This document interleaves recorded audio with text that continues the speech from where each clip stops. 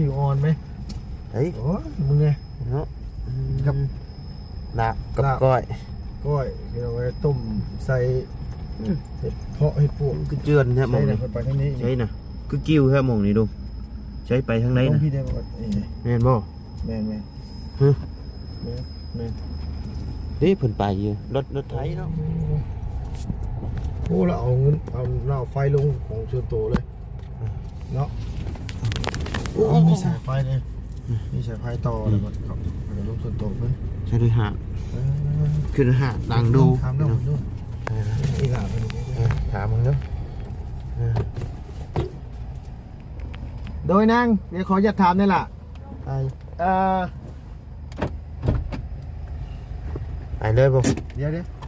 ว ถาม อันว่าเข้าไปที่บ้านนี่ยังลูก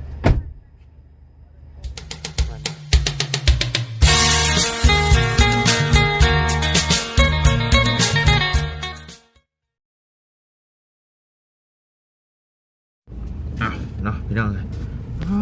เสียงได้บาด วางกันไปทักอันนึง อึบ อะไร หน่อย ขึ้นอะไรเลย คักได้ลุงเลย ฮึบอย่างอะไรให้มึงมีเปลี่ยนอยู่นี่พากันบุกโอ้ย เห็นได้ใช่ มาคิดเบิ่งจะดีเลย ขมังเลย อย่างแบนมานี่พอให้อีกข่อย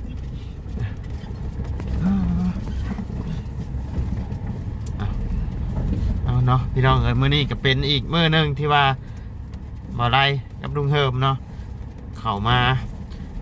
บุกหมู่บ้านใหม่เนาะอยู่ในเมืองพลานนี่แหละเนาะลุงเนาะ โดย เมืองพลานเขตสวรรณเขตเฮานี่แหละเข้ามาถามเพิ่นว่ามีบ้าน หมู่บ้านนะ มาอยู่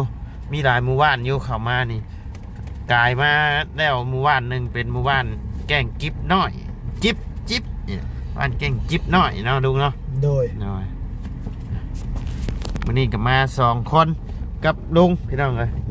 บุกเลยพี่น้อง บุกเลยมาบ่ไรกับลุงเฮิมพี่น้องเลย โอ้ยามมื้อคืนออกไป4 ค่ำเลยเนาะหากันแม่งคิดรู้เนาะ โอ้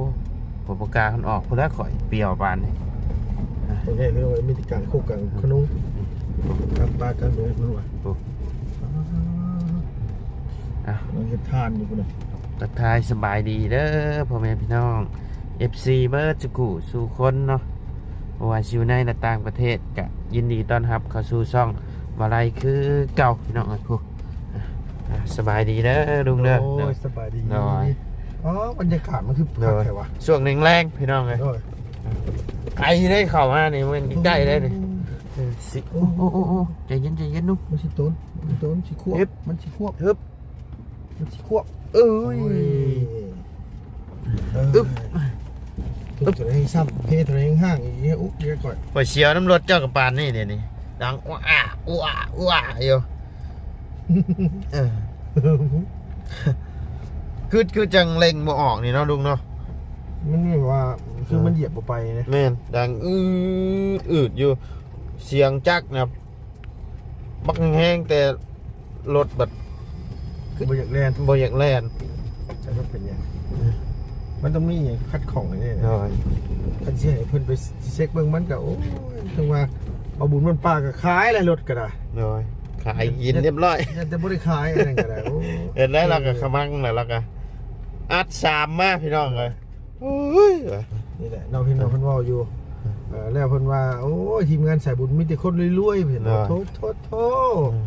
รวยจังได๋รถขี่ห้าง เห็นบ่เห็นดิเมื่อนี้รถจักร3 คนพี่น้องเลย ทั้งว่าไล่ขี่รถจักรมาก็เลย ให้ทั้งว่าวย่าเพิ่นขี่เพิ่นไปหาทั้งน้องพรเพิ่นพี่น้องพอดีทั้งว่าไล่กับลุงเฮิมสิ หาเลาะเข็ดใหม่ หาเลาะเข็ดไหมพี่น้องเลยก็เลยเห็นเพิ่นขี่รถจักรคันเดียว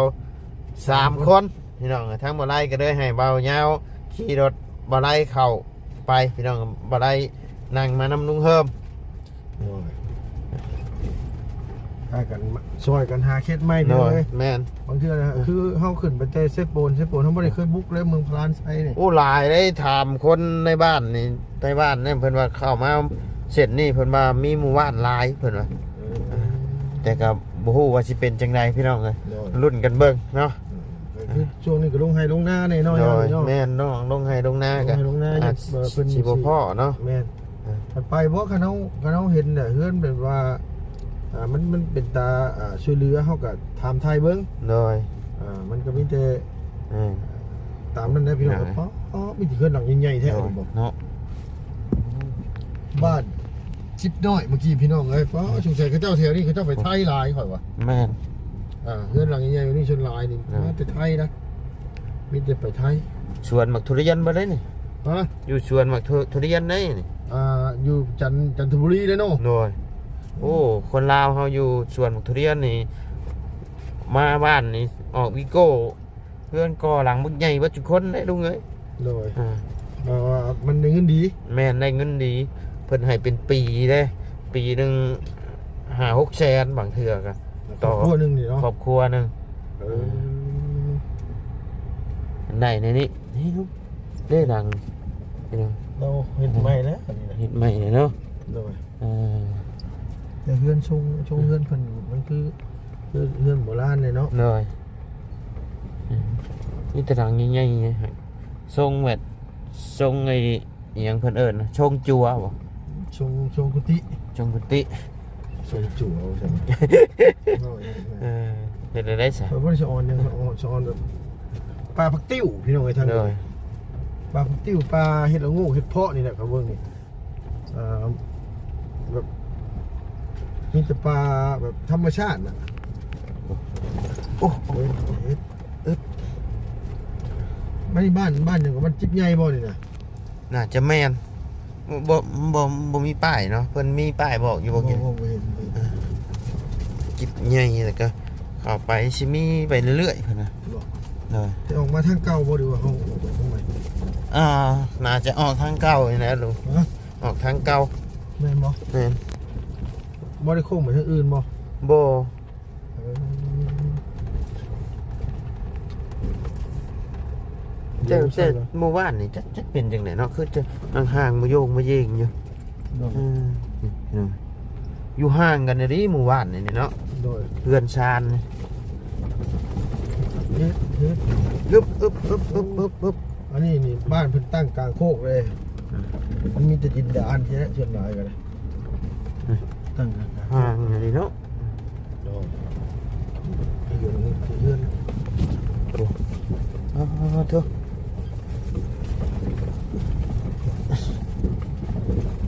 เจ้าคือบุเซไม่กันชันเชื่อ ฮะ วันนี้ไม่กันชันคอยจะตายคือกันนะ ตายป่ะ เชื่อคันเอาขากล้องนี่อยู่เดี๋ยวยันไว้จะจับยากเฉยว่า ได้อยู่ ได้อยู่เนาะ แต่ว่ามันก็ภาพก็อยากสั้นๆนะนะ มันดึงโทรศัพท์เนาะ โดยรุ่นมันบ่ระบบกันชันบ่ค่อยดีปานใด โดย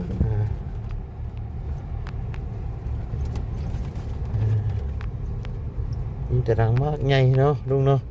โอ้หลังนี่ยังใส่ไม้มงอยู่นี่ ใช้โอ้ ใส่ แป้น ไม่แป้นมงอยู่พี่น้อง เฮือนมุงแป้นเพิ่นว่าตะกี้นี่โอ้ภายในได้ไหมเฮือนมุงแป้น หาเบิ่งง่ายยากเด้นี่ โดย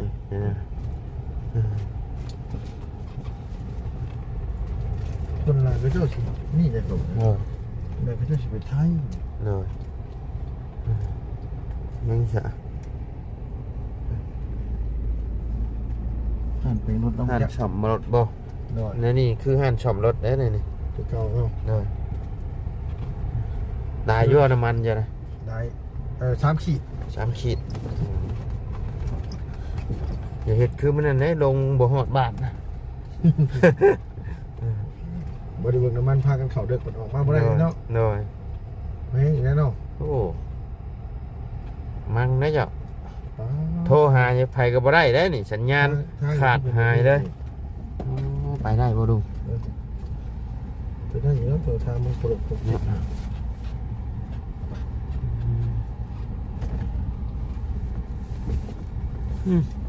โอ้ดูหินดานแล้วมัน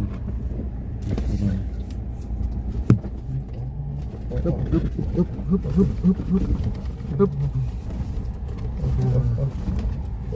เห็ดปวกมันจะน้ำจัก โอ้ถามมึงด้วยฮะโอ้เห็ดปวกวะนะ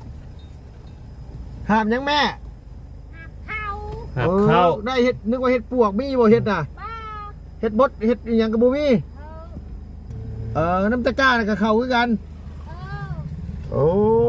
ยโดยบ่ได้ถามเพิ่นว่าเข้าไปมีหมู่บ้านบ่ บ่ต้องถามก็ได้สายไฟแบบนี้ เนาะ นะ สายไฟเข้าเต็มอยู่พี่น้อง โอ้ยนี่จะว่าเข้าไปแล้วมันสิมีทางออกบ่แค่นั้นแหละ กลับทางเก่าแล้วลุงนะโอ้กับทางเก่าบ่ กลับทางเก่า เออ น้ำมันเด้ดิ กำลังเนี่ย ยามนี่ฝนตกผ่าลงในใบไม้เขียวงามมาดีเลยเนาะ น้อยคักเลย โอ้พี่น้อง มาจะให้แต่หน้าผักติ๋วอ่อนไหม เฮ้ย โอ้ยมึงไง เนาะ กับ ลาบกับก้อย ก้อยเอาไว้ต้มใส่เห็ดเพาะเห็ดปวก คือเจือนแท้หมอง ใช่ นี่ ไปทางนี้ ใช่น่ะคือกิ้วแท้หมองนี่ดูใช้ไปทางไหน ต้ นะ องพี่ได้บอกนี่ แม่นบ่ แม่น ฮึ แม่น เด้เพิ่นไปอยู่รถไถเนาะไปเนาะเบิ่งพี่น้องเห็นเจือนมาแล้ว คำเลยอะไร คำแล้วนี่ เข้าไปกับพอดีมันมาจะให้แต่หน้าพอดี เนาะ แล้วสิกลับออกไปนะมันตัวแห้ง แม่นอึบไปเบิ่งนี่แหละคันบ่ไปก็บ่ฮู้ดงไงว่าเป็นจังไดแต่ละหมู่บ้านอึบฮึใจขึ้นมองไหนบัดนี้ ยังว่าหลังโปเป๊ะเลยมึง ขึ้นนี่บ่โอ้ขึ้นวงโหดแท้นี่เฮ็ดอึบฮึบ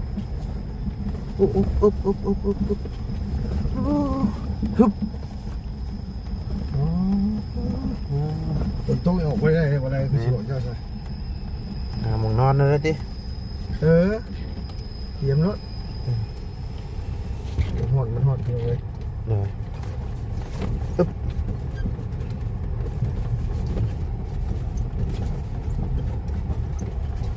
เจ้าถามคนแถวนี้คือออกทางเก่ามันบอก แม่นออกทางเก่า คันมันเขาว่าพี่เนี่ยมีเขตหลาย เพิ่น เขต เพิ่นว่าไป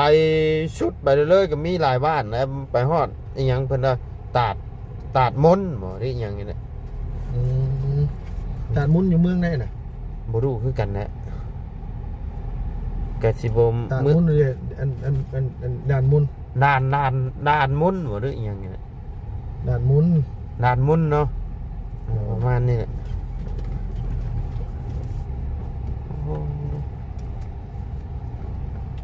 โอ้หมู่บ้านนี่มันไกลแท้เนาะ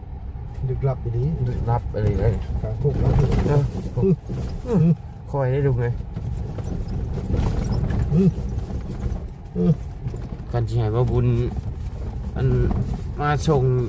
เอารถมันเงื่อนกับแล้วบุญกับคายเลย รถเอาบุญเราจะขายอะไรพอบุญกันมีเงินใส่เรา ขายกินอะไรแล้วปะ โอ้ตะปูเลยไม่ยากเลยเป็นย่านตะปูแล้วไปทางทูเทเลอร์อยู่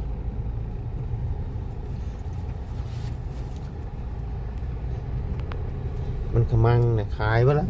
โอ้พี่น้องทางคอยได้ดูฮึบนี่ไรบาทอยู่ของมั่งฮึบ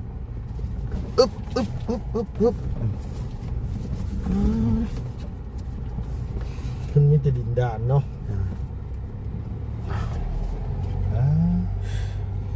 เอาว่าน้ำเหมือนฝนตกแค่นั้นแหละอะไร เลย แต่ฝนตกก็คักขึ้นกันนะ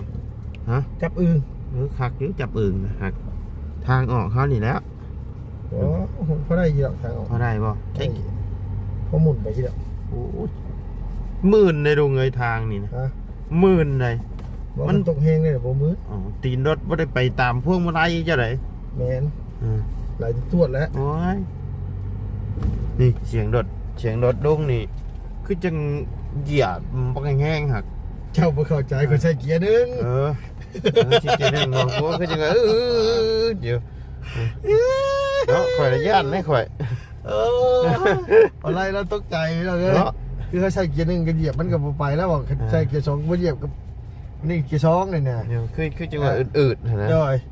เกียร์3มันก็เริ่มขยับแล้วหันนี่เห็นป่ะพอเหยียบก็ไปกันมานี่นะ คืออายุฉันนี่คอยอุ่นใจเน่มาทางดีครับ ไปยาวได้ฉันนี่ ด้วย ฮู้ เจ้าหัวเป็นอย่างนี้ น็อตรุดเบิดแล้วบ่ บ่การันตีนมาได้เขาไปใส่เกียร์สูงเนี่ยคอยว่าเจ้าว่าหลายเทื่อเลยว่ามันคือแบบว่าสีนี่คอยก็ได้ใส่เกียร์สูงกับเจ้าเลยเดี๋ยวทดลองมึงเนาะอันฟูคอยกับเหยียบเอาใช่หรอมันบอกมันฟูสาพี่น้องในรถก็ได้ทำแบบนี้ใส่เกียร์ซีจะหายไว้แล้วมันบ่ได้แบบนี้มันกระโดดจุกจิกที่เจ๊กที่จริงเนี่ยมันบ่ดีเลยบ่ได้ไงมันดีแต่ว่าสีมันถึกฉลกก็ข่อยใช่ไหมแม่นรถนะสีมันถึกฉลกแล้วมันอยู่กันบ่ได้ยังก็ตามแต่คือผัวคือเมียเนี่ยมันอยู่แล้วมันคัดกันแล้วมันแม่นมันก็ต้องไปจากกันลองเบิ้งขอก็หาสิเปลี่ยนรถจักรหาสิใช่มาใส่สีขาวนี่ได้ขอก็ที่ใช้สียังสุดหลายมีแต่สีดำซื้อ2 คันน่ะก็สีดำเบิดทำไมโค้ทั้งนี้มันออกโค้งออกทั้งรักซิปผิวจักรออกค่อยปนกันน่าจะไม่นะเป็นทางรักซิปผิวจักรลงเลยเดี๋ยวจังถามเพิ่นอีกทีกันพอดหมู่บ้านแล้วฮอดหมู่บ้านแล้วหมู่บ้านก็จะก็คักแต่ว่าเงยทางอันนี่นะมันเป็นมันคือเซโปได้ทั้งนี้เลยเนาะเมน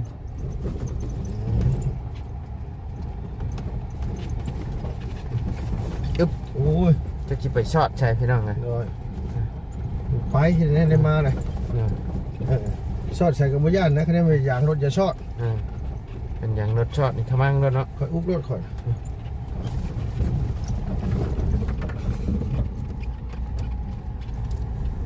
เติมผักกิเมกโอ้ยมาปลูกเงินเลยเนาะก็จะได้ผักถั่วผักเพิ่งหนึ่งนะผักกิเมกหนึ่งผักติ้วอย่างเงี้ยปลูกไว้เงินเท่าไหร่ปลูกไว้ยังต้น2 ต้นนะบอกได้ก็สิก้นไปปลูกอยู่ก้นมาปลูกไว้คือแบบว่าเขาปลูกไว้เลินๆเขาทางคอยได้ดูโอ้ที่ขึ้นภูนี่ขึ้นนู้นนี่เนาะไม่เท่านี้ยังลายเลยครับแม่นไม่ยังลายไม่ใหญ่ลายไม่ดูใช่บ้านคนเบิดเท่านี้เนาะช่างเป็นแท้ดุงนี่โอ้สาวกำลังอันว่าเสียหยาให้เสียหยาให้เพิ่นไปตลาดตะลี่เพิ่นไปช่างไรเสียจังว่าถามก่อนก็ถามพลานเพิ่นบ่พลานนั่นแหละเมืองพลานเนาะไกลเท่าไรบ่นี่จังหวัดเขามาเห็นคดีหาดเดือนหลังเนาะมาเห็นจีพีพี่น้องโอ้เราเอาเงินเอาไฟลงของส่วนตัวเลยเนาะมีสายไฟเลยมีสายไฟต่อแล้วก็ลงส่วนตัวเพิ่นใช่ด้วยหาดขึ้นหาดดังดูถามน้องดูอีหล่าเพิ่นถามมึงเนาะโดยนั่งเดี๋ยวขออยากถามนี่ล่ะไปเลยบ่เดี๋ยวถามอันว่าเข้าไปที่บ้านนี่ยังลูกวันนายกระโปรงเดี๋ยวถามเรื่องลุงเพิ่นถามน้องเพิ่นแป๊บนึงพี่น้องเลยได้บ่ลุงได้น้องเพิ่นว่าเข้าไปทั้งบ้านนาลายโคกเพิ่นว่านาลายโคกเกี่ยวออกพุ่นเลยเกี่ยวพลานเลยน้องเพิ่นมาตลาดได้นั่นน่ะมีตลาดบ่ตลาดพลานนะแม่นบ่ได้เกี่ยวออกพลานคือเก่าโดยโอ้นี่คักๆใช่สวนเพิ่นเนาะเพิ่นเฮ็ดคักกะลีนี่แหมคาฤหาสน์เพิ่นนี่เพิ่นขายมันนี่บ่นี่เจ้าแก่สวนยางบ่จะค่อยเบิ่งแก่สวนยางนี่เนาะโดยว่าถ้าเพิ่นถือว่าเพิ่นมาควบสงบอีหลีได้บ่อะไรมาเฮ็ดแบบอยู่นี่แบบนี้ได้นี่เอาอีหลีมึงเลยเนาะคักกะดีนี่แล้วก็ดินรอต้นหญ้าแล้วเบิดสงสัยเอาอยู่กลางโคกกลางถนนโอ้โรงงานทานมาจากรอกอ่ะนะฮะโ โรงงานทำจักเป็นเตาถ่านน่ะ โอ้เราเห็ดขายชื่อแต่ว่า ก็ว่าบ่แม่นข่อยว่ะ ฮะ ยันนั่นห้องนอนแล้ว ของนอน เอ้าอีหลีได้บ่ได้เอ้ยไปที่ห้องนอนเพิ่นได้ ติดแอร์ได้บ่ อ๋อเห็นเครื่องดินคักแท้ๆได้หั่นน่ะ อืม เจ้าบ่จักบ่ชังแล้วเย็นคือบ่ชังนี่บ่ได้ฮ้อนได้นั่นน่ะ เอาเนาะพี่น้องเลยเดียวทางมาไล่สิท้ายเป็นช่วงเป็นตอนให้แล้วกันเนาะเพราะว่ามันบ่พอหมู่บ้านจักเทื่อ โดยพ่อก็ชอบชำลังมัน โดยพ่อจะ2-3ลังพี่น้องเลยเอาโจะก่อนหน่อยนึงพี่น้องเลยเอาพี่น้องเลยปึ๊บปึ๊บปึ๊บปึ๊บปึ๊บ โอ้เรียกมันทั่วซะเรียกทั่วซะเป็นหยังบ้านคือเจ้าคือเป็นแบบนี้บ่ เนาะเป็นแบบมันโบแม่นอะ แต่ว่าคือมันมีโรงทำโรงเรียนอยู่แต่ว่า แม่นนี่พี่น้อง โดยโรงเรียนนี่เป็นห้องมัธยมหุ่นจักนี่ เนาะ นี่อ่านมือบ่ได้ ใช่ตายตาบดีเป็นไงนึง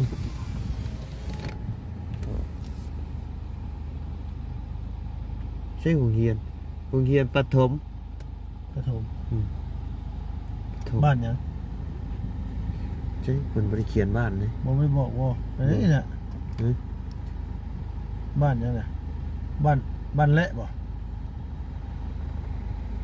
ใช่บ้านเนี่ย ขนมพี่บ่แม่นบ่บ่มีเนาะ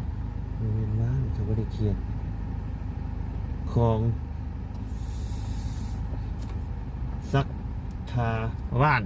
และ นี่ นี่โรงเรียนมนากระปงนากระปงนี่พี่น้อง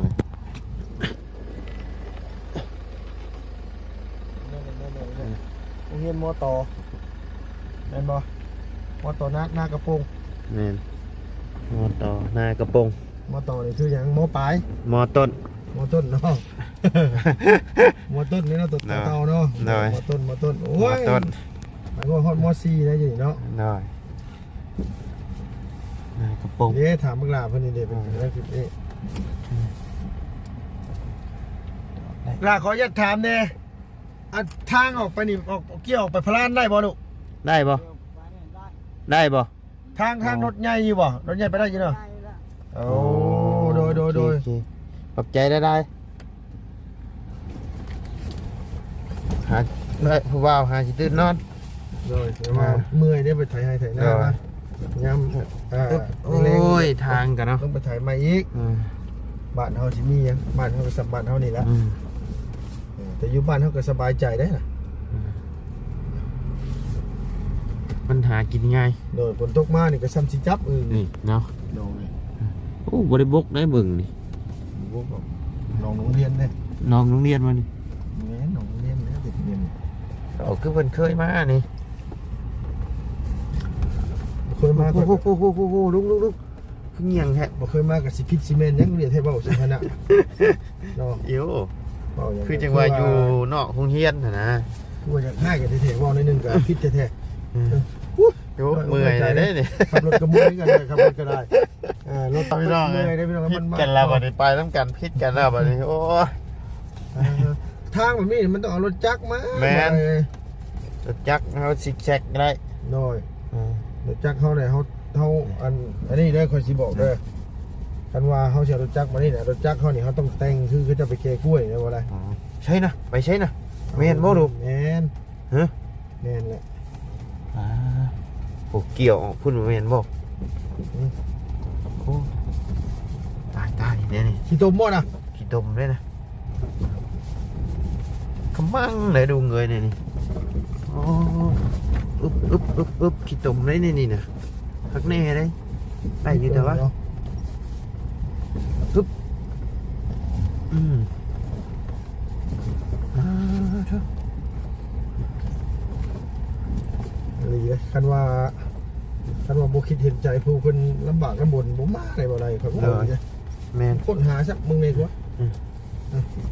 ทางก็แคบๆดิเบิดแหละสีรถลุงเพิ่มนี่ มนบ่ล่ะอุตส่าห์ว่าสิไปเฮ็ดสีมาได้สิไปล้าง ขายเพราะได้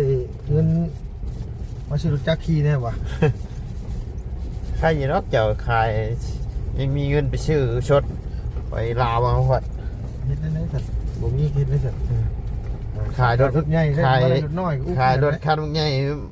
ชื่อรถจักรบ่ได้ก็ขมังได้ติ กำลังได้ข่อย เอาเว็บร้อยสหาเด้อ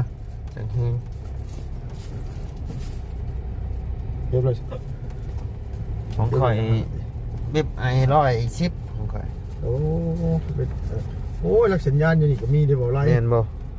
แต่จะจ้าขนาดมีคลิปลงนะ เนาะ นี่นะ โอ้ โอ้โหตีคือบ่พ่อในเขตดังๆแน่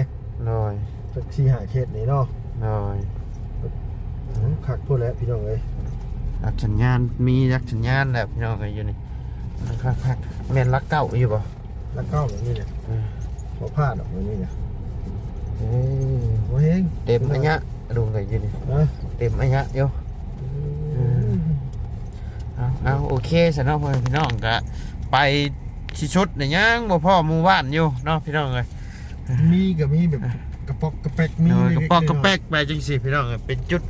อีหยังฉะนี่ เป็นยังไงนะ ไม่นหยังฉะนี่ น่าสนใจแท้ เนาะอีหยังนี่นะทุก ถึงหน้าหรือเยือนคน เพียงหน้าหลังน้อยบ่เพื่อนเด้เบิ่งนี่มีฮอดอะไรนั่นนี่ผู้ชมที่มีคนอยู่ล่ะ ต่อเพื่อนหลังนั้นก็ห้างไว้ให้นำไง เพื่อนห้าง นอนบ้านห้างคือบ้านห้าง แม่น เป็นจังไดอ่ะโอ้เพื่อนเพิ่งกำลังตั้งเอาโอเคเนาะพี่นายสำหรับคลิปนี้ก็ทางมาไลก็จะได้ขอจบคลิปไปเพียงสำนี้ก่อนเด้อพี่น้องเด้อ4 โมงเลยหาทางออกก้อนบาทนี่พี่น้องเอ้ยน้ำมันก็คือจังบ่ารถหน่อยถอยลงเลยพี่น้องเอ้ยยันบ่ฮอดจุดหมายปลายทางเลยนี่ยังคิดได้ก็ฮอดพลานใครได้พอได้มีปั๊มเติมแน่เนาะ เติมน้ำมันเลย เอาโอเคเนาะพี่น้องพบเจอกันในคลิปหน้าสำหรับคลิปนี้ก็ไปแล้วสบายดีเด้อพี่น้องเนาะ พี่น้อง ไปพี่น้อง โอ้ย